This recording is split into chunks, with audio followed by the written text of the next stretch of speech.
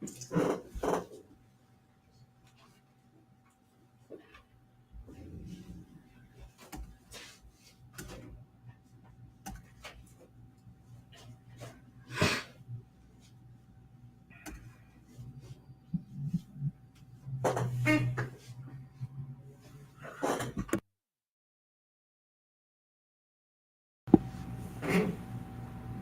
you hit the power button on that phone?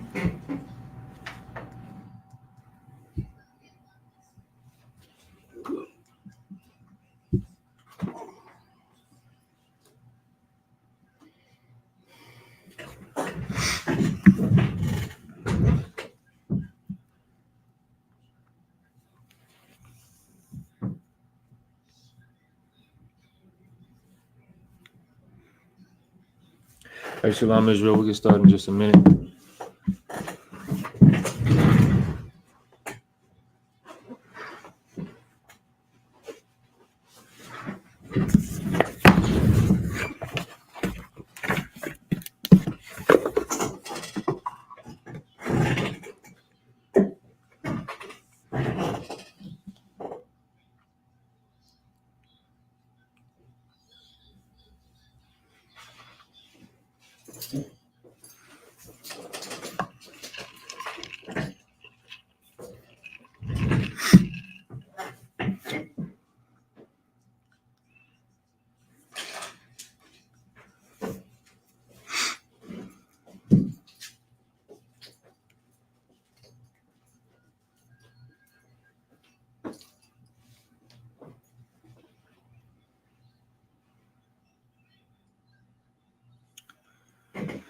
All right, Shalom Israel, Yabashim Yashabrak Thumb to the brothers, Yahushamar Al Thumb Bashim Yahushai to the sisters. I'm Priest Officer Parag holding down the Tuesday Brotherhood class for the ISUPK coming out of Arizona.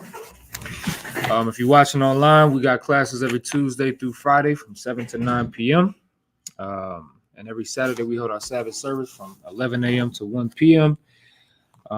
We're located at 12416 North 28th Drive, right off of the corner, if you in the Phoenix area, right off of the corner of 28th Drive and Cactus. And we're in suite number 4. All right, if you're in the Phoenix area, make sure you come out. We got classes 5 days throughout the week. So tonight, we're going to jump pretty much right into it. We're going to be talking, if you're looking online, you can see that today's title is How to Avoid Bad Advice. All right. So one thing that we got to understand that has put everybody individually can understand that if you've been given bad advice, it's pushed you in a bad situation. And we've all had it happen to us, right? We've all been told something that we, took as advice or took as counsel. And it ended up being the wrong thing. That's happened to most of us since the time that we was children, even up into adulthood. And being able to discern and understand what's good advice and what's bad advice is important, especially for us as Blacks, Hispanics, and Native Americans. Some of us will take advice from Joe Biden. Some of us will take advice from the dope dealer up the street. Some of us will take advice from our mother, and she's a whore. We take bad advice from a lot of people at times, and this class is designed to explain how to avoid bad advice, how to discern whether or not the advice that you're being given is actually in your best interest. Not everybody is a counselor. Not everybody is meant to give you advice or give you counsel. You understand? And most people don't understand that. So I want to start off. Let's get Proverbs, the 20th chapter. Kazak, you hold Tobit, the 4th chapter. That's in the Apocrypha. So you have to grab you an Apocrypha. That's the book of Tobit. You can go to the table of contents to find that Tobit, the 4th chapter. But we'll start off in Proverbs 20 and 18. Proverbs chapter 20 and verse 18.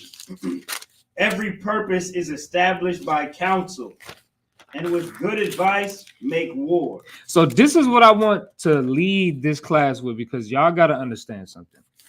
Every purpose is established by counsel.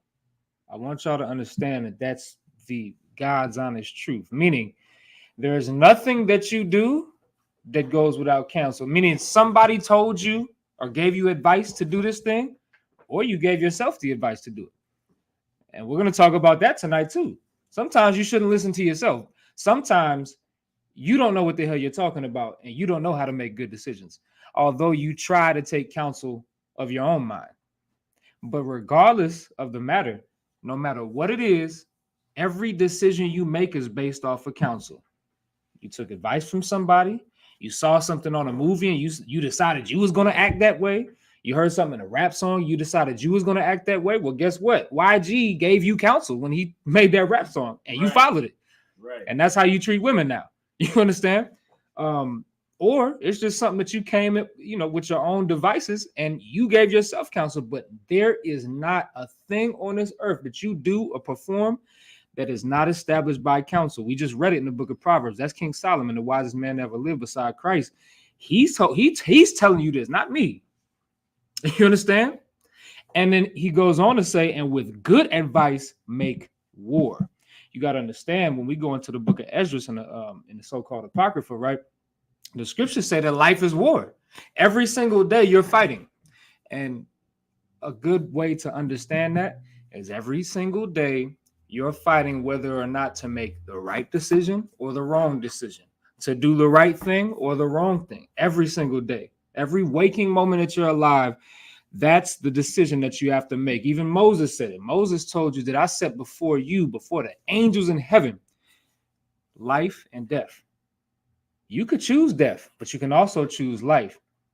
And following good counsel is the opposite of following bad counsel. You got to figure out which one is which. And that's why this class is going to be extremely important. So now we're going to go into the book of Tobit in the Apocrypha.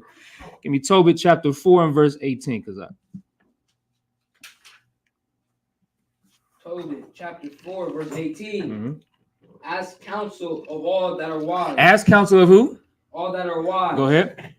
And despise not any counsel that is profitable. Hey, I got a question for anybody that want to answer it. Y'all in the comment section, y'all can answer it too. Is the OG up your block? Is he wise? Is he the person that you should be asking for counsel? No, he's not. He's not.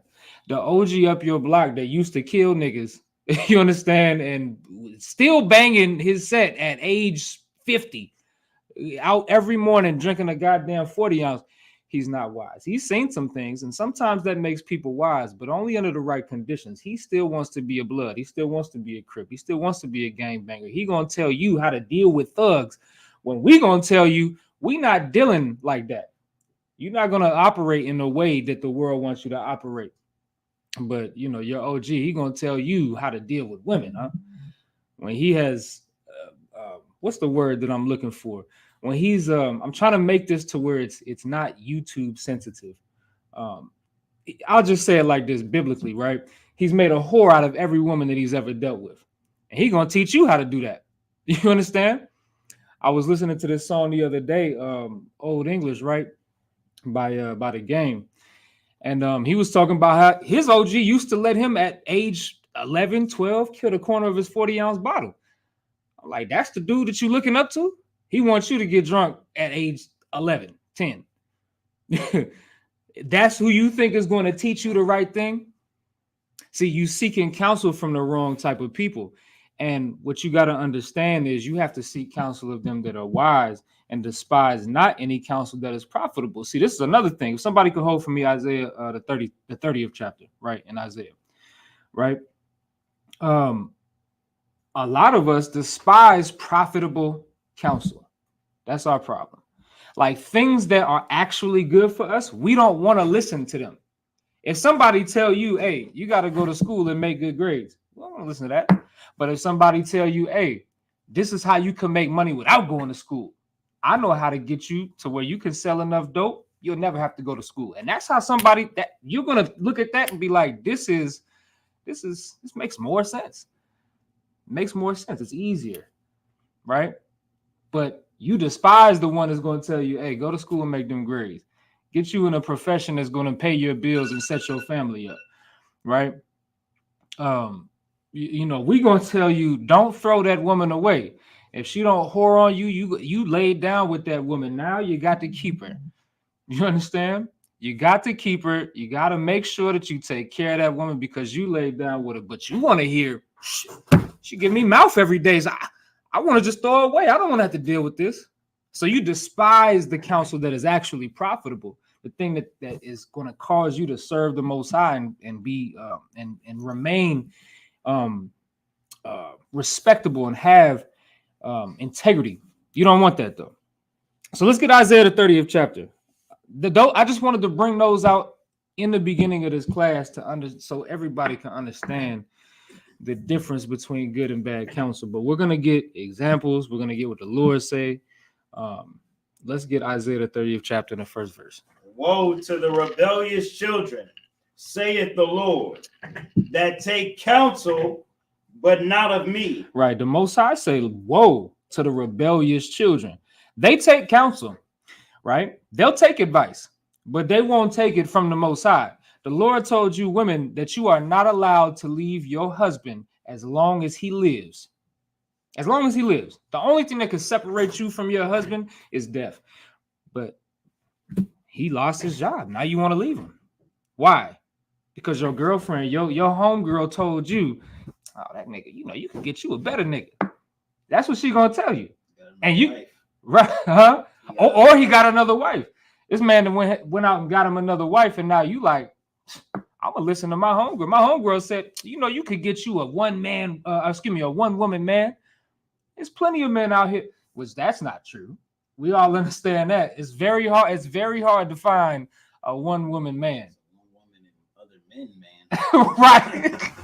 God, you might find you a one woman and other men, man, like Barakia said, like that's right. And that kind of going to the point, right? That nasty Nate over there, he took counsel from his wife and other sisters and was like, hey, I'm not going to teach that a man can have more than one wife. I'm not going to teach that no more. Why? Because it's going to keep the family. No, it doesn't keep the family together. It causes incidents like Joy Morgan. It caused incidents like that whoever the hell that dude's name was that went and had sex with a tranny, you understand, and put him to death. And then he went to jail. Right. It causes, that's what that dynamic does when you listen to counsel that's not of the Lord. But some woman told him that he should only have one wife, and he left what the truth says about that, which the truth tell you that a man can have as many wives as he so please. But you listen to a woman, and now Joy Morgan's blood is on your hands. You understand? So that's why the Most High said, woe to the rebellious children, saith the Lord, that take counsel, but not of me. Because you will take counsel. You'll take advice. You'll take advice from your nigga up the block that's selling dope. You'll take advice from the woman. You women will take advice from anything that tells you what you want to hear. And you women will take advice, relationship advice, from a woman that has 4 baby daddies and 6 kids and not with none of her baby daddies anymore. You'll take advice from them. Why? Because it's what you want to do. See, and we're going to talk about this tonight too, because you'll take advice from the people that tell you the thing that you want to hear. And the Bible is 100% against that. The Bible is against you taking advice or counsel of your own mind. That's not the way that the Lord intended it. That's why the Lord said here, he said, woe to the rebellious children that take counsel, but not of the Lord. You had something? Yeah, were you going to pull Luke 16 or something like that? Yeah, I will. But go ahead, pull it. Yeah, we basically, get it now. I was going to, what this priest probably will bring out. And that's how, we are one mind and one body. And it's, what I mean? People take counsel of what they like to hear. Yep. What they want to hear.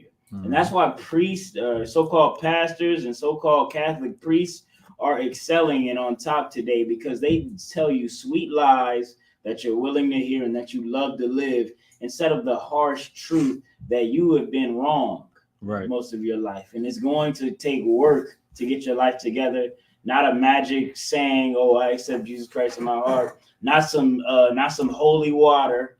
It's going to take hard work. You're going to have to come through your struggles and listen to some real advice that actually comes from the Bible. Right. And that's part of why now we really ain't even gotten to the thick of it yet, right? Because this is just the introduction to this class. But y'all know, like I mentioned about 13 minutes ago, that when you have taken bad advice, you took it because you thought it was right. Like it made the most sense to you. You just didn't understand how to discern good advice from bad advice. And so it made sense to you at the time. And then you fell flat on your face by taking that advice. Right. And then you realize you was wrong. What this class is designed to do, if you stick with me, it's designed to show you how to discern right from wrong when it comes to taking counsel. So that way you never make that mistake again. You'll never fall flat on you. You'll never be like, damn, I should have never listened to that nigga. I should have never listened to that woman. You know, most of these women that take advice from their bitter girlfriends, they end up regretting the decision that they made. You understand? Like they end up regretting leaving their man because of this small matter. And then they're lonely. And then they're 40 and 50 and then 60. And then they've lived their entire lives and they never stuck with one man. Think about that for a second. Think about how that must make a woman feel and how they'll tell you it feels. I've seen too many instances where a woman be like, damn, you know, I felt like I needed to focus on myself when I should have focused on my marriage. Well, why didn't you? Well, just had my mama was in my ear, my girlfriends was in my ear, and they was always telling me, don't be just a low down, dirty nothing, when he really was good for me. I've seen that happen tons of times.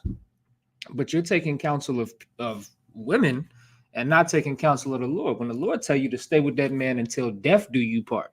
They'll even tell you that when you get the ring, right? They say death do you part, but you don't actually realize that that comes from the Bible. The scriptures say that the only thing that can separate you from that man is death. You understand? Or if you whore on him. But that's it. But you don't want to listen to that. Let's keep reading on that. If you could hold for me Genesis the 3rd chapter.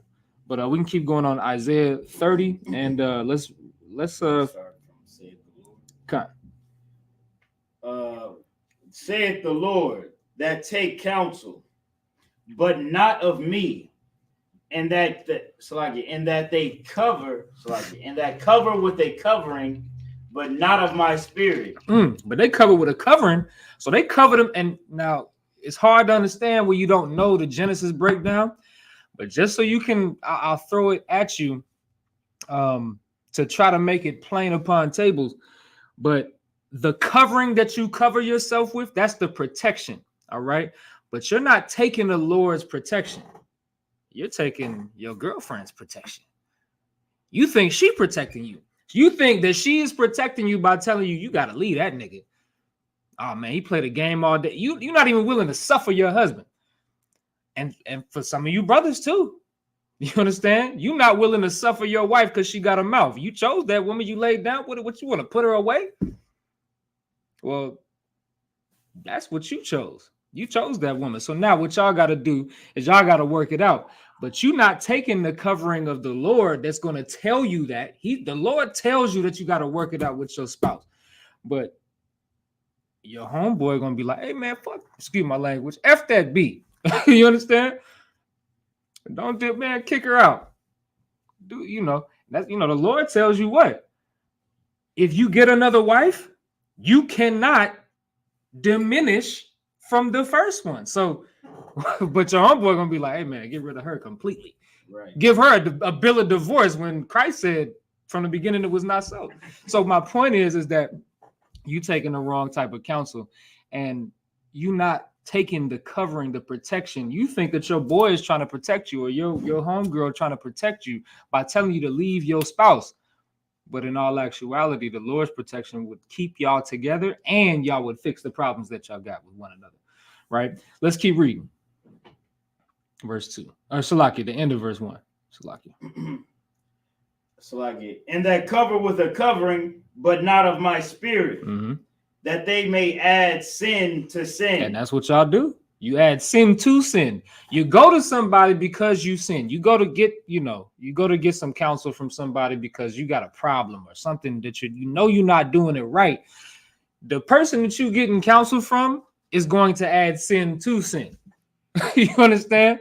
I mean, I know we're talking about spouses and things like that, but it's a lot of people that will counsel you on everything, meaning they'll counsel you to, hey, man, roll this weed up. I remember when I was in 7th grade, I remember like I would go to my homeboy, right? And I would be like, man, I got this, and this problem, probably with some girl or whatever. And he'd be like, bro, just roll a blunt, bro, and forget about it. And I'm like, damn, all right, that makes sense. And I would roll a blunt and forget about it, not realizing that didn't do nothing for my problem. Right. All it did was make me loopy for a couple of hours. I went to sleep, woke up, and that I felt worse the next day. And I never accomplished anything. That's because the counselor that I went to was stupid. He just didn't know what the hell he was talking about. But we're going to find out. We're still getting there. We're going to find out how to discern whether or not, because you might think that's good counsel, like I did. You might think like, damn, that do make sense. Like, bro, stop stressing, bro. Just roll a blunt and smoke it. You might think that makes the most sense to you, but in all actuality, it just makes your problems worse. And that's just the spirit of bad counsel, because it ain't always got to be weed, right? It can be a bunch of other things. It can be a bunch of other things, and we're gonna talk about all of them tonight. Let's get I don't think we got to read any more on that. We could, but let's get Genesis, the 3rd chapter, and the 1st verse. Genesis chapter 3, verse 1. Now the serpent was more subtle, that's it. Subtle than any beast of the field which the Lord had made. All right, so now we all understand this story. We've been here before. We're gonna read it, but y'all know this is when the serpent came to Eve, right? Keep going. He said unto the woman, yea, hath God said, ye shall not eat every tree of the garden? Right, so now we understand that the Most High told Adam, that's what he did. Most High told Adam, he said, of every tree you can eat. All of the trees in this garden you can eat. However, the tree of the knowledge of good and evil, you cannot eat from. All right, we understand that. Now, we also understand that Adam relayed that message to his wife Eve, right? Now, Satan come around, and we understand this to be our oppressor, the devil, right? He come around and he say, well, hey, did the Most High counsel you? And I'm using that word for a reason. Did the Most High counsel you and give you the order not to eat of this tree? You can eat of all of them, but not this one. Keep going. Verse 2. And the woman said unto the serpent, we may eat of the fruit of the trees of the garden. Verse 3. But the fruit of the tree which is in the midst of the garden, God hath said, ye shall not eat of it, neither shall ye touch it, lest ye die. This is what the woman understood, because the message was relayed extremely clear. I want y'all to understand that as well. Her husband relayed the commandment and that counsel from the Most High directly to her, to his wife, right, to Eve. So she understands it. I know that because she just repeated the order to Satan, right, or to the devil, right? So she understands. She has the counsel. Then there's somebody that's coming up against the counsel. Somebody that's giving his own counsel, right? Keep going. Verse 4. And the serpent said unto the woman, ye shall not surely die. He said what? Ye shall not surely die. This is what the devil said to this woman. He said, ye shall not. That word devil means deceiver. He's lying to her. We all understand that. He's telling this woman, even though God and your husband said this, I'm telling you, you're not going to die. That's what he's saying. This is, and I want y'all to understand the spiritual aspect to what just happened here. We're going to keep reading, but just pay attention to the next words that he says, right? Verse 5. Verse 5. For God doth know that in the day ye eat thereof, then your eyes shall be opened, and ye shall be as gods, knowing good and evil. Now, what did he just do? What did the serpent, what did this damn nasty devil just do? He understood the counsel that was given to Adam, that Adam gave to his wife, but he stepped over it and appealed to her what? That's a question for you. You will be God. No, he appealed to her what? Finish that sentence. He appealed to her emotions and her lust for power and the way she felt. Because nobody likes to be, you tell a child not to touch that eye, that on the stove, electric eye or whatever. You tell them not to touch that because you know that it's just going to cause them harm. They like, damn, I could touch everything in the house, but I can't touch that. Nope, I'm touching that. Not realizing in their mind, they're not realizing that that's the one thing here that's going to hurt me. Now imagine you've told your child, hey, you cannot touch the eye on this stove because you're going to die. Of course, now in a lesser sense, in a more practical sense, when we're talking about the eye on the stove, you're going to burn yourself. You can give yourself third-degree burns. Now, that child is, that's the one thing that they're restricted to. Imagine some idiot, I don't call him an idiot, but some person comes in and says, hey, your mom and pops, they telling you don't touch the stove. The only reason they doing that is because when you touch that stove, yeah, it's going to be hot, but it's really just going to make you stronger. It just makes you more resistant to heat and resistant to pain, and you'll just really just be stronger. And so the baby going to be like, well, I guess I should try it. And a baby don't even need somebody to tell them that, because when you tell them no to something, they won't do it anyway. Point being is, why are they doing that? Because they don't want to listen to your counsel. They want to listen to the thing that appeals to them, the curiosity, the thing that they want to do. And that's what, and of course, we understand that that's what Eve's problem was. And she straight, once she heard that, she was like, I'm going to go to Adam. I know you told me we can't eat of this tree. We can't take of this knowledge. But somebody came over here earlier and told me that there's some good things that we can learn from this thing. We should just give it a shot. I think the Most High telling us we can't do this. I think he really trying to stop us from having power, stop us from being gods. I think we should just give it a shot and see what happens. And that's how most people take bad counsel. They take the bad counsel because it appeals to them more than abstaining from the thing that the person told you to abstain from. It feels better. And because you're following what's in your mind. What most people don't understand, and what I had to learn, is you're stupid.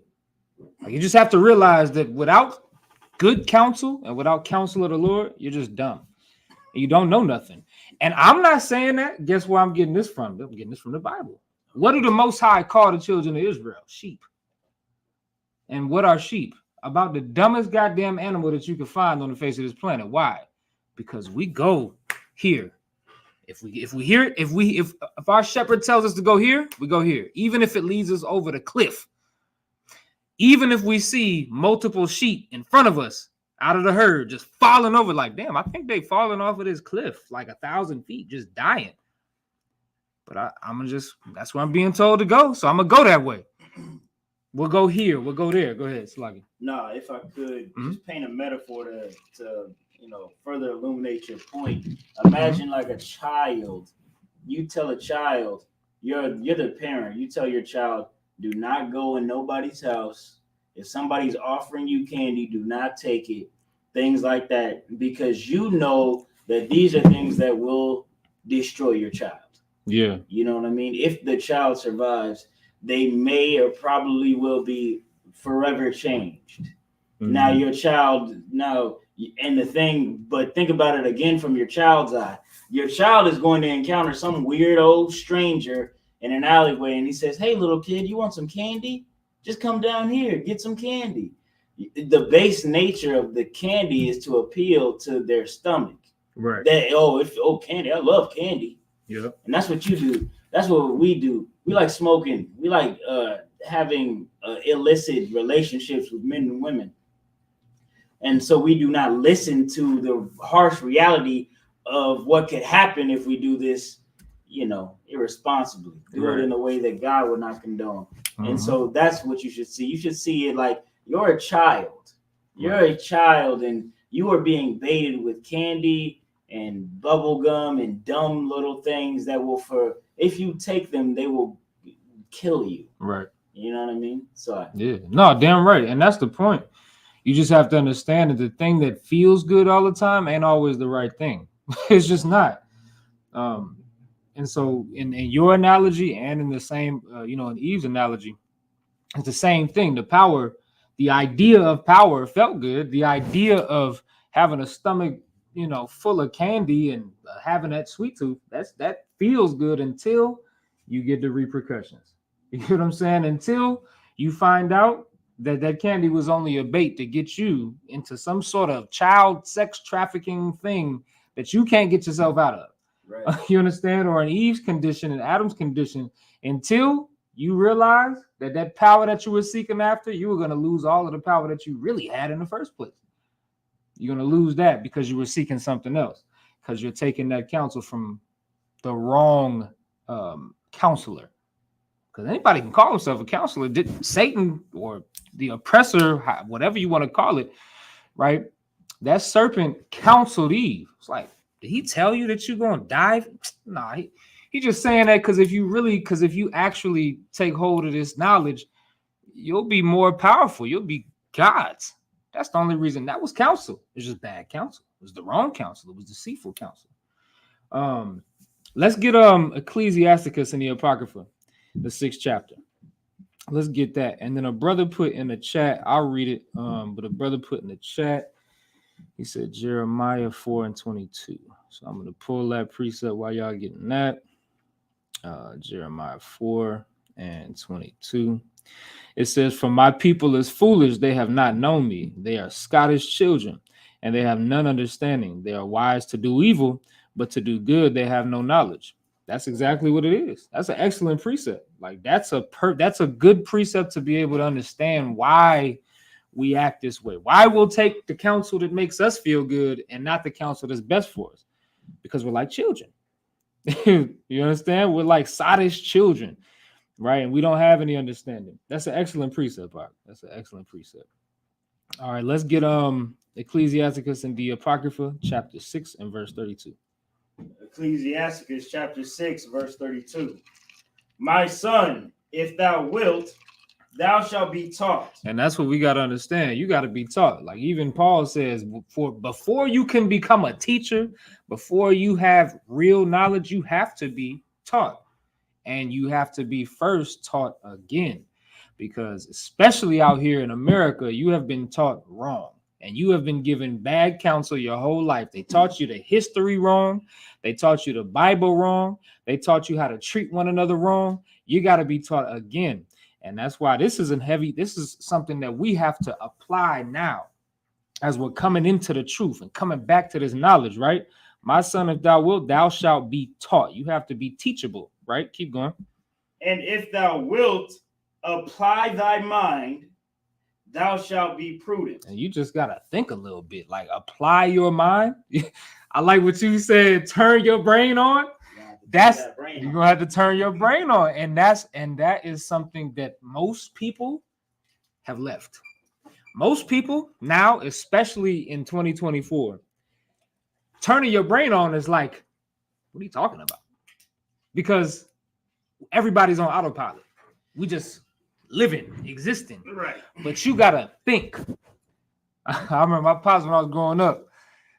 When I would act simple, he'd be like, "Son, think." He'd be pissed off too. He would say that just like that. He was, "Son, think." He would beat his damn finger into his temple to tell you gotta think. Use your goddamn brain, man.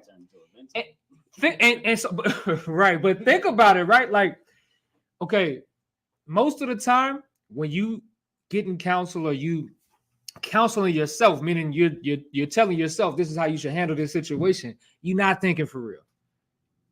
I always use this example because this was what it was when I was growing up. But like, if a nigga step on your feet, it's like you don't even think about it. You gotta automatically, and that's not thinking. That's not thinking. You understand? Somebody bump into you on accident, and the first thing you think is, "I'm about to tear this man's face off. I'm about to just kill him." That's the first thing you think of. And you're not thinking. You counseling yourself to do that.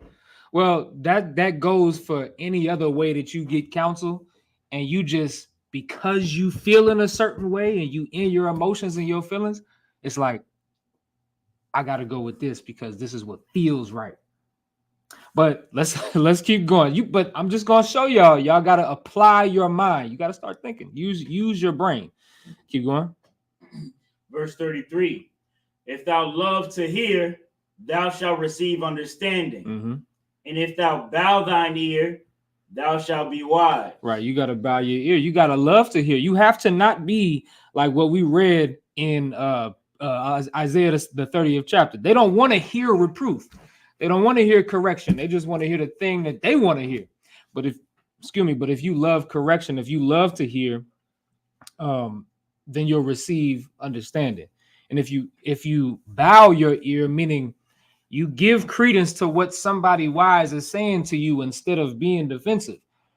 If I tell you that you're wrong, now I'm not saying I'm the wisest man on earth, but if I'm right and I'm telling you that you're wrong because of the decision you're trying to make, you got to just like apply your mind and be like, you know what? That's true. I had a brother call me yesterday. And he was talking about some broad had owed him like $80 from like a year ago or something like that, right? And he was like, I called you because I felt like going to her apartment complex and setting it on fire. And I'm like, well, brother, what? I said, what did you think that was going to do? He was like, well, well, what he said, teach her a lesson, right? And I told him, I said, look, I understand where that mindset comes from because I've been in that mindset. Teach somebody a lesson. But the problem is you don't end up teaching them a lesson. You don't. Especially a person like that. It's a whole backstory to it. But point being was he called because he had to get his head right. He was like, I called you because I know you're going to tell me that it was wrong, but you would also tell me why it was wrong and get my head back together. And that's what you got to be able to do. You got to bow your ear to good counsel. Don't call, because see, some people, when they get in positions like that and they mental, they call the nigga that's going to rock.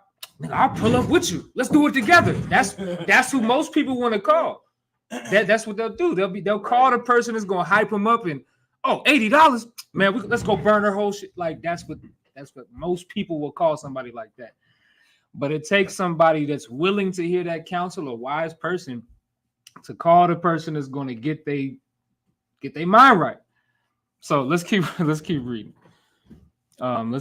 Ecclesiastes 6 and 34. Con. Well, 34. Stand in the multitude of the elders and cleave unto him that is wise. Mm-hmm. Verse 35. Be willing to hear every godly discourse, and let not the parables of understanding escape thee. And this is part of getting good counsel. Like when you get counsel, don't let the parables of understanding escape you. Because see, what happens so many times is you'll get counsel, good counsel that has helped you for a majority of your life, especially in the truth, of course. But you'll allow at times for that counsel to escape you because of the way that you feel. Most people, when they make bad decisions, they know what's right and they know what's wrong. And they'll still choose to do wrong because of the way that they feel. And that's a demon that a lot of us have. I'm saying us as Blacks, Hispanics, and Native Americans. We know what the hell we doing is wrong when we do it. You think we don't know kicking indoors is bad? You think we don't know stealing, robbing is bad? You think we don't know putting somebody to death because of the way we feel is bad? No, we know that. But the problem is that we don't care at the time because we allow our emotions to supersede what we know to be right or wrong. Go ahead. Like when you're younger, right? Like you have all these other people. It's like, don't do drugs, you'll get like lung cancer and all that. Mm-hmm. And then they're doing it anyway. Mm-hmm. And then they the ones smoking. And then now you're doing it because you're just around that environment. Yeah, right. That's a perfect example of like that's the perfect example of the demons that we face when we know the right thing. Listen, General Muhammad said this in one of the first classes I ever sat through, and I know he said it a dozen times. On the side of the cigarette packet, it say, "This will kill you." Like it's gonna give you lung cancer. You're gonna die. That's what it says. That's the Surgeon General warning on the side of the pack. But you look at that as you packing the cigarettes, like, damn, I gotta stop one day, brother. What are you talking about? You gotta stop one day. You want to die. That's the problem. And you know what could save your life. Just stop smoking the cigarettes. Fight, like the Book of Ezra's talk about. But you don't want to do that. You grew up. There's another thing, like you was just saying, you grew up hearing everybody tell you, don't smoke them cigarettes, they're gonna kill you. My daddy used to tell me not to smoke cigarettes and with a cigarette in his mouth. You telling me it? You would think that that'd be the person that you listen to, like, cause he doing it. And he like, don't do this. There's something terribly wrong with what I'm doing, but that's not how it works. You see him doing this, like he's saying that just to say it to me. So then I grew up. Shoot, I was smoking cigarettes 12 years old, and I had hella lung problems growing up. You know what I'm saying? Because I never allowed my lungs to grow. I knew it was wrong, but I did it anyway. And the problem is that we allow the way we feel, because cigarettes make you feel good for a short time. Smoking weed makes you feel good for a short time, right? Drinking alcohol make you feel good for a short time, not realizing that if you would have just listened to the thing that you know is right, you'd have been all right. But now you're a 30-year-old with what's that? Huh? Right. Stage 3. Right, with like stage 3 lung cancer, or you're like 33 years old with what's that thing, with liver failure, because you drank yourself to death because you didn't listen to what you knew was right. And that's our problem as a people. And so that's why, and Ecclesiasticus is I say this every time I can, it's my favorite book in the Bible, because there's so much wisdom in it. It's right along with like the book of Proverbs for me. Because it tell you right here, stand in the multitude of the elders and cleave unto him that is wise. Be willing to hear every godly discourse, and let not the parables of understanding escape you. Most of us, when we feel like it, we put it to the side. I'm just going to give you a insight on the mind of somebody that did smoke cigarettes at one time, that did smoke weed at one time. I knew that it was bad for me. I did all that vaping and all of that when I was younger. I knew it was bad for me, but I would push that to the side because taking that hit of that nicotine made me feel good, right? But what is this wisdom telling us right here? Let not the parables of understanding escape thee. And what I did, just like anybody else that's an addict, addicted to nicotine, addicted to alcohol, addicted to weed, whatever, you let the parables of understanding escape you, so that way you can bring in your feelings and allow yourself to feel good. Life ain't about that. And that's why this class about counsel is important. We're gonna get there. Let's keep reading. Let's get verse 36, and then you could go back to verse matter of fact, we can hold for me, Job the 5th chapter. But you can continue reading. Ecclesiasticus chapter 6, verse 36. And if thou seest a man of understanding, get thee betimes unto him, and let thy foot wear the steps of his door. That's another thing that we have to understand, right? So, like, look, like every man that's above me, I could call all of them for counsel, and I do at times, right? We know we have a counseling department that General Muhammad is the head of, and I call General Muhammad anytime I got a question about anything. At times I'll call Captain Gadahar, call Officer Apayak. I'll even call, brothers the same rank as me. I'll call Officer Barakia for counsel and questions about things and things like that, because I see the wisdom. And what this is saying here is, if you see a man of understanding, get thee betimes unto him, and let thy foot wear the steps of his door. What is this talking about? Call him every time you got a question, because you don't know what the hell you're doing. You understand? And especially if you have to question yourself and you're not sure, what are we saying here? Don't be sure, make sure. Meaning, don't think, I think I got it all the way right. I think I know exactly what I'm doing. No, you got to make sure. You got to go through all of the avenues to make sure the thing that you're doing is right. Otherwise, you could be wrong. You understand? And that's the worst thing in the world, is to be wrong in a situation that could cost you your life, cost you your salvation, cost you everything, because you thought you was right. You thought you was making the right decision, but you didn't make sure. Go ahead. You have something? Basically, just use common sense. Yeah, that's true. Use But this, your brain. see, you know, no, for sure. You know, common sense just ain't so common no more because most people, they not like, I'm going to call somebody. I'm going to call a man over me to help me with this decision that I'm making. Most people not thinking like that. So it should be common, but like how people say in the world, common sense is not so common. Most people in their mind, the normal thing or the common thing would be, well, I think I got it figured out. So I'll just do this. And then you end up in jail, and now you calling one of the generals. Now you calling your camp leader. You made the wrong decision. You know what I mean? So you have to, like, that's the point. And really, because this is a brotherhood class, we have to understand that we got to lean on each other. So when it says where the steps of his door, don't be, hey, look, I might have to slave at 4:30 in the morning. Call me at 2 if you got to. Because this, you know, imagine me putting more work in for the white man, willing to wake up at 4 o'clock for the white man and not willing to wake up for you, and you need help. You trying to figure out how to deal with this situation, and I'm not willing to help you, but I'm going to figure out the takeoff on this 8-inch carbon steel piece of pipe. I can figure that out, but I can't figure out your problem with you. I can't help you out. We have to understand that this whole thing, we are unit. And, you know, that's why General Muhammad takes calls at 5 o'clock in the morning, 4, 3, 2, 1, whenever the hell you want to call them, because that's our duty and our service to one another. And so we have to understand that, right? So now let's get Job, the 5th chapter and the 7th verse.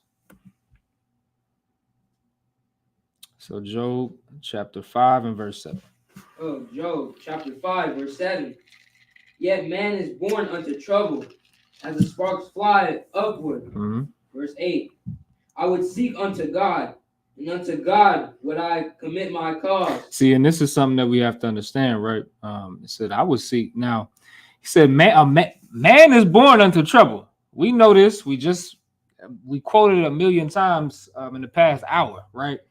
That, you know, man is born upon the face of this earth to battle and to fight. So we know a man is born unto trouble as the sparks fly upward. But Job is saying, I would seek unto God, and unto God would I commit my cause. Go ahead. Verse 9. Which doeth great things and unsearchable, marvelous things without number. Mm-hmm. Verse 10. Who giveth rain upon the earth, and setteth water upon the field. Mm-hmm. And so now what we're about to get into is who you should commit your cause unto, who you should rely on. We're talking about the Most High. Now, the Most High, what we have to understand is the Most High is not a man, meaning that the Most High is not somebody that I can talk back and forth to in this room. He's not sitting on that couch and I'm hey, Yahweh, what's going on? I got this problem. The Most High sets up men. All right, that's what he's always done. He did it with Moses. He did it with Joshua. He did it with all his prophets, Isaiah. He did it with Solomon. He did it with men because men are the ones that the Most High works through. Even the Most High called Moses God unto Aaron because the Most High, because the Most High put his spirit on Moses and gave him his instructions through Moses. You understand? So the Most High has always dealt with men. So now what we have to understand is what Job is saying. He's saying, I commit all of my causes and all of my problems to the Most High. But how does he do it? Let's keep reading. Verse 11. To set up on high those that be low. And this is what this is the power that the Most High has. This is the power that the Most High has. He said he gives rain upon the earth and he sends his waters upon the fields to set up on high those that be low. Go ahead. That those which mourn may be exalted to safety. And of course, now we use this scripture to understand Israel being raised back up. Israel got put to a low estate. Only the Most High could raise Israel back up. That's the power that we serve. We serve a power that's able to raise the most destitute of people from poverty and destruction to the kingdom of heaven. Right. That's the God that we serve. That's who we should be getting counsel from. And the men that he has set up to give that counsel. We know that the Most High set up Solomon to give counsel. Why? Because he has a book of Proverbs. He has a book of Ecclesiastes. We understand that. Go ahead. You got something? No. Go ahead. You can keep going. Verse 12. Verse 12. He disappointed the devices of the crafty. And that's also the power that the Most High has. He disappoint the powers of the crafty. You understand? Like the devices of the crafty. He's gonna make sure that nobody can come up against you through counsel. We got to understand the power of and the weightiness of counsel.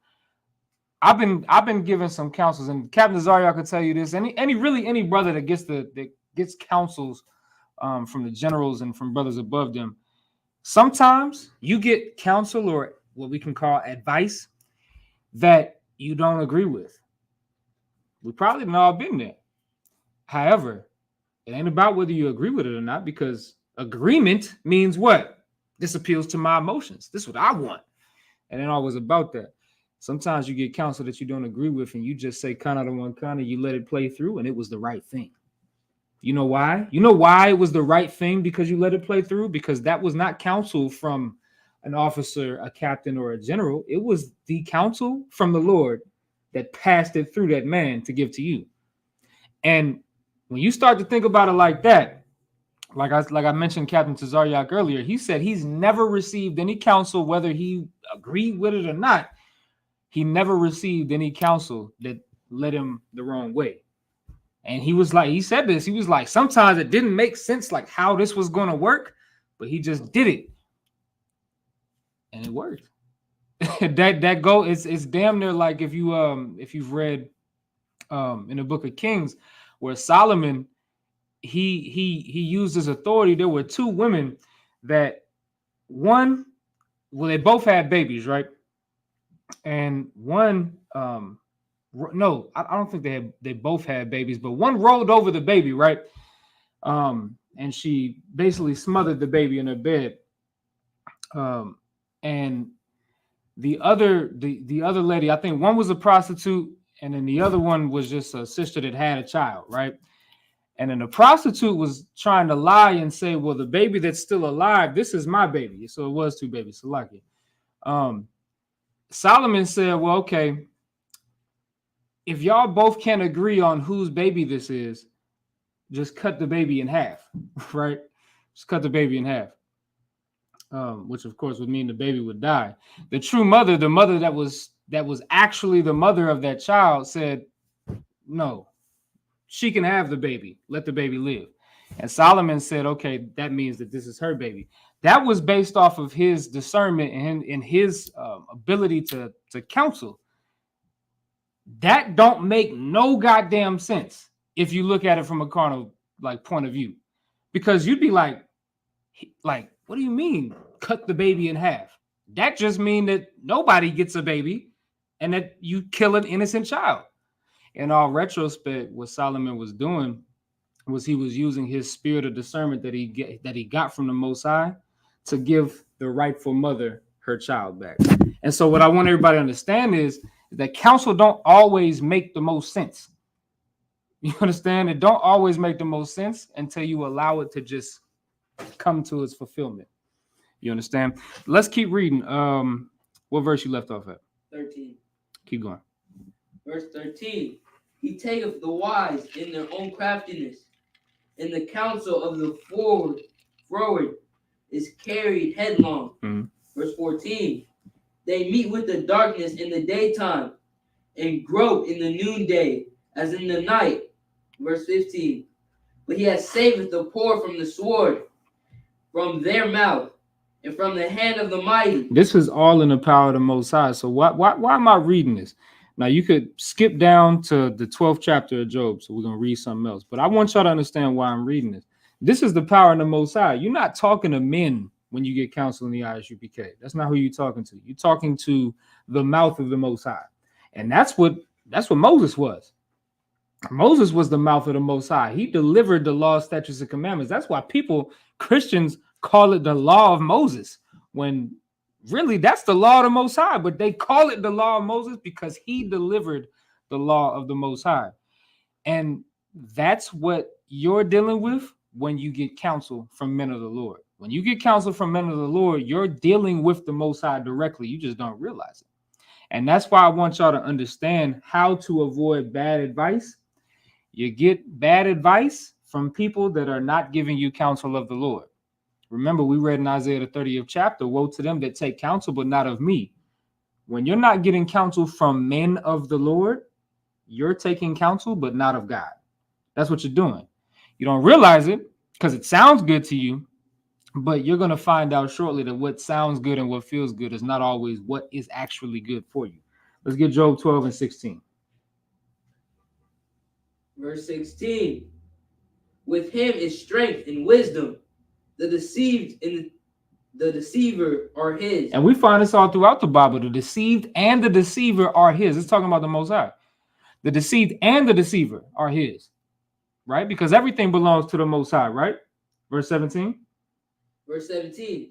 He leadeth the counselors away spoiled, and maketh the judges fools. And we also know, if we go into the book of Kings, we can read it. The Most High can cause somebody to be a false prophet and to give false counsel. And he's done it.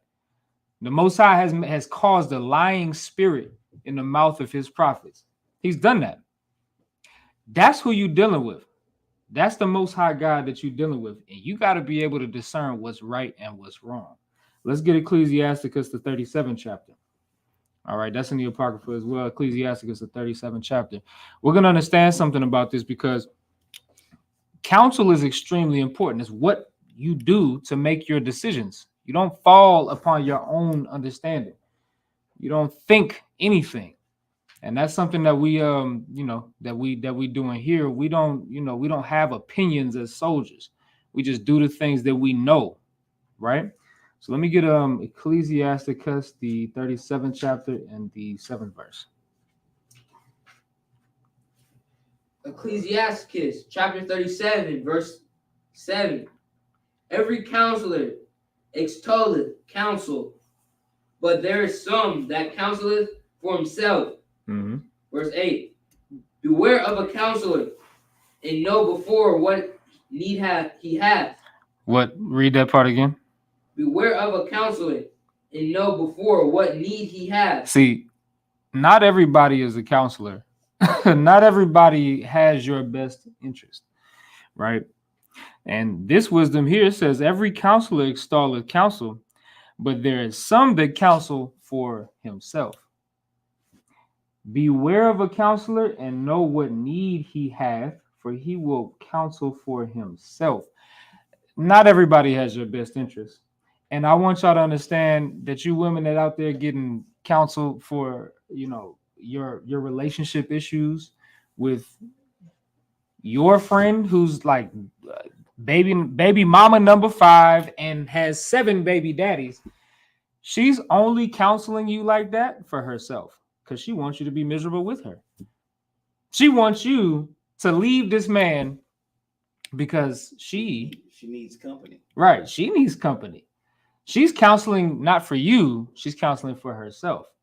See, what you said, she needs company, misery, we know this, misery loves company. So that woman with 10 kids and 20 baby daddies, that's not even possible, but it's like it's 2024. It's probable. So she's miserable. She wants you to be miserable. Well, somebody that gives you the wrong counsel, and this could be anybody, they're giving you the wrong counsel because they want you to be miserable. They want you to be just like them. Every counselor extolleth counsel, yeah, because everybody that gives advice, they love giving advice. That's like the best thing ever, right? But at the same time, there's some that counsel for himself, and he just wants you to be miserable like him. He did a bid at 18 years old, from 18 to 24, and then back again at 27 to 36, because he was doing the things that he's telling you to do. And he wants you to be just like him. He's going to lie and tell you that he wants you to be smarter about it than him, but he's still going to get you high on that weed. He's still going to have you pushing dope. He's still gonna have you selling work. He's gonna tell you to go into that house because they gone from 7 to 5 and they got this TV and that thing in the back. He's gonna tell you all of that because he wants you to be just like him, a failure. He's counseling for himself because misery loves company. So that's something else that you gotta pay attention to. But the last, we're gonna get one more. Give me 1 John 4. Just gonna do this, and then I had a couple more I wanted to get, but I think y'all get the point. We kind of being repetitive at this point because it's all the same thing. All right, so let's get 1 John the 4th chapter.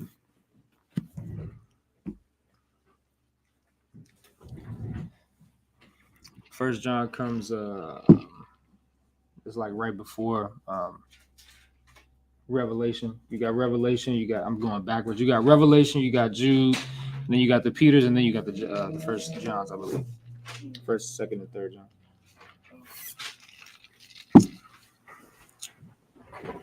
So let's get 1 John 4 and 1.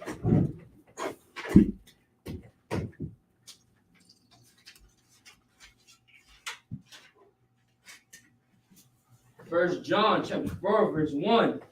Beloved, believe not every spirit. This is what you got to understand. Believe not every spirit. Go ahead. But try the spirits, whether they are of God. That's what you got to do. If you want to figure out who to take godly advice from, why did I even say that?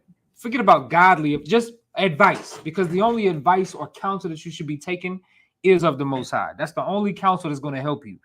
Beloved, believe not every spirit, but try the spirits, whether they are of God.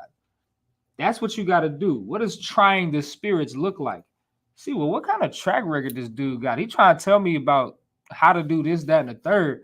Imagine somebody giving you financial advice and they went bankrupt 3 times and they don't have a dollar to their name. And now you want to take financial advice from them? That's not smart at all. You have to try that spirit. This woman, is telling you how to keep a man, but she ain't never kept a man.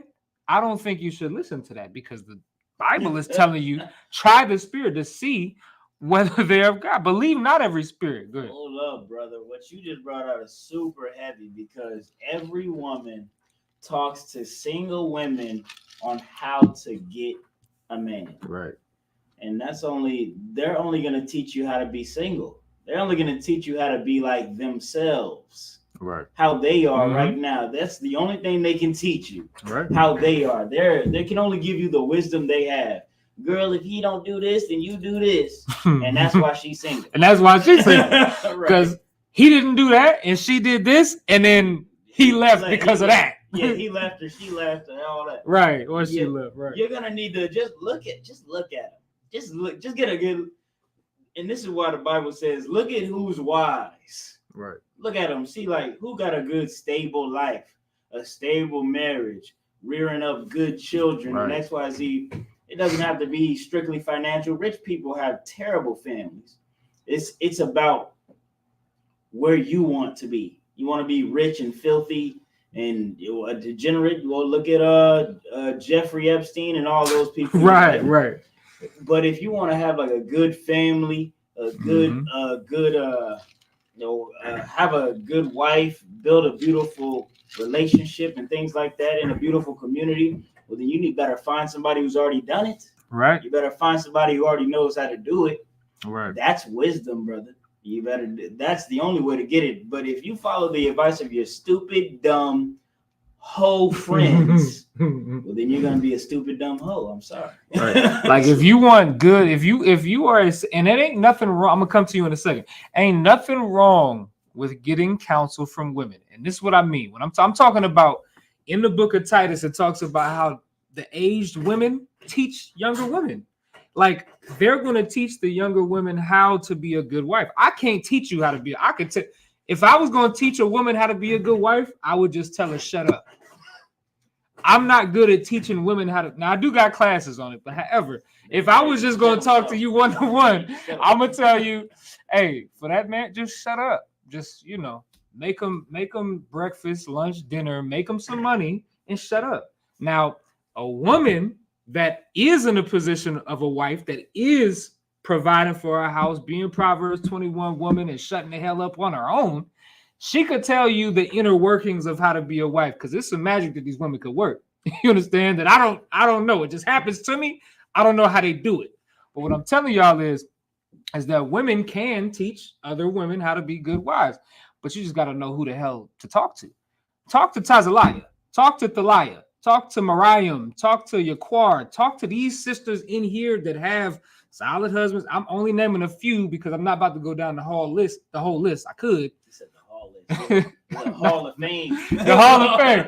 But like, it's sisters in here that are known. They stamped for holding their husbands down no matter what, whether he got a million wives or she's the only one, whether he go to work or he work. I mean, it's gonna be, or she work full time and he just do priest work full time. Regardless, all of these, there's sisters in here that you could get counsel from and learn how to. What should I do for my husband in this case? That's what these sisters is for. But don't go to your bitch friend in the world and ask her, what am I doing wrong? If you go to a sister in a school and she's solid in this school and ask her what you're doing wrong in your relationship, she gonna probably tell you, because she probably been there too. And she gonna tell you what to do, and your husband gonna love you forever and cherish you. But if you go ask one of these stupid bitches in the world, what am I doing wrong? Girl, you ain't doing nothing wrong. He need you the prize. What do he bring to the table? Oh, he don't make this. Oh, he only make this much an hour. Oh, see, he should be respected. That's what these women gonna do to you. And guess what you're gonna do? You're gonna lose a good man. That's what you're gonna do. So you should try every spirit, because that woman that you're getting that counsel from, she probably ain't got no man, and she probably hasn't been able to keep a man longer than 6 months. And if she does have a man, her man probably hates her. You should talk to a sister in the school to know what the hell she's talking about. But you had something? I know we kind of moved a little bit, but go ahead. So Whatever you want. Would you rather take advice from the kid that get F's in class all the time, or you a kid that get like straight A's? Like someone who actually knows what they're talking about. Yeah, who I'm gonna have do my homework for me. I'm sorry, I'm joking. He brought it plain. Like, yeah, who you gonna cheat off in class? Yeah, who you cheating off? You cheating off the kid with the F's, or you cheating off the kid with the A? Now, y'all ain't gotta cheat. Y'all just be smart naturally. Kazak, what's the answer for 6? I'm cheating off of Kazak. He was just doing this thing. What that class you was just doing? Social studies with all of they had the precedent in there and they had the clerk and all of that. I got to cheat off of his test when I know that I got a test coming up. I got to study off of his test. You saw I changed it up. But my point being is I'm not going to do the kid that got the F in social studies. I don't want his test because I know he's going to do me wrong. Yeah, I'm going to just fail like he did. You go to the people that have success to be successful. And if you're going to go to somebody for counsel or you're going to receive counsel from somebody, go to the person that you know their counsel has been successful in their own life. So, and that's part of why we want to understand this, because you have to try the spirits, whether they're of God. Don't believe every spirit, because not everybody knows what the hell they're talking about. Trust me, I've been there. And I'm not talking about, just so everybody can be clear on this, I'm not talking about brothers in the school, because we all know what the hell we're talking about. That's why we passed the officers test and we just in here being priests of the Lord. I'm talking about following counsel that is not of the spirit. Matter of fact, if you read verse 2, we'll understand exactly what we're talking about, and then we'll cut the class. So give me verse 2. First John chapter 4, verse 2. Uh-huh. Hereby know ye the Spirit of God. Every spirit that confesseth that Jesus Christ is come in the flesh is of God. When you in the truth, this is the spirit to be in. And this is who we rely on. We rely on each other. We don't rely on idiots outside of here that don't know what the hell they're talking about. I've heard so many people give bad, terrible advice about so many things when it comes to the Bible, when it comes to living your day-to-day life, when it comes to decisions that you should make in a grocery store. I've heard people make terrible decisions based off of bad counsel. If you want to know how to discern whether or not you should take this advice, just talk to a priest in the UPK and we'll help you out. That's it. But that's life. That's the way that we can succeed. And if we all have that mindset, you know, Jesus Christ might come back in the next month or two. So with that being said, we got the security announcements up here. I think that folder right over there. So with that being said, I'm gonna pass. You want to take it? Yeah. All right. With that being said, I'm gonna pass the class over to Priest Officer Barakia.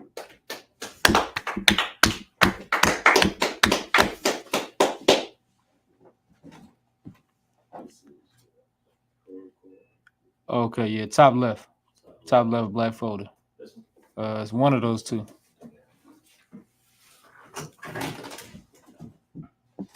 These are the ISUPK security announcements. We are the ISUPK, started out of 1 West 125th Street, Harlem, New York. Rule for new brothers and sisters: when a brother or sister comes into the school, they are off limits for 6 months. They are to be saluted only. They are here to shed themselves of the world. If they need transportation, the teacher will arrange it. After 6 months, if a brother or sister has an interest in a particular person, he or she must get permission from the head to speak to a brother or sister. There is another 6 months in which the brother and sister will court each other. After this 6-month period, the brother and sister will get permission from the head to marry. Tithes, which is a commandment. Numbers chapter 18, verse 21, Malachi chapter 3, verses 8 through 10, means 10th in the Hebrew, ma'ashara, 10% of every penny of any increase the Lord gives you. Give to Treasury Department or teacher. Priest fund, free will offering for priest, not mandatory. Whatsoever amount you would like. Upcoming Holy Convocation. Feast of Purim. That's it's in February, mid-February. The Feast of Purim, in February. We'll get the exact date. Do we have that? Yeah, I'm trying to pull it right now. In the meantime, if anyone wants to be a trooper in the school, start wearing all black boots, shirt, pants, headband, or scarf. And that concludes the security announcement. We can Cool. Yeah, give me 1 second. I'm almost there with the Holy Day calendar. So lock you. Just want to make it be known.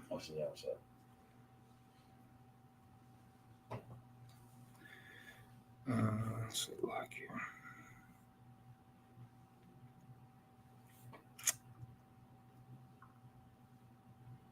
No sweat. Let's yeah, you can call it. Men of Israel, I imagine, which means to stand. We're gonna give the teacher a courtesy salute. Men of Israel, I imagine Shabbat. I imagine Barak. Yahweh Hashem Yahweh Shabrakatah. Yadi Matah. Sar, turn and face the sisters. Men of Israel, I imagine Shabbat. I imagine Barak. Yahweh Shemar Alatham B'Hashem Yahushua. Yadi Matah. Class dismissed. Just for anybody, I know y'all still on here. Feast of Purim is February 22nd to the 23rd. All right. So two-day feast. All right. So February 22nd at sundown and February 23rd at sundown. Make sure y'all show up. Shalom. Y'all should be coming.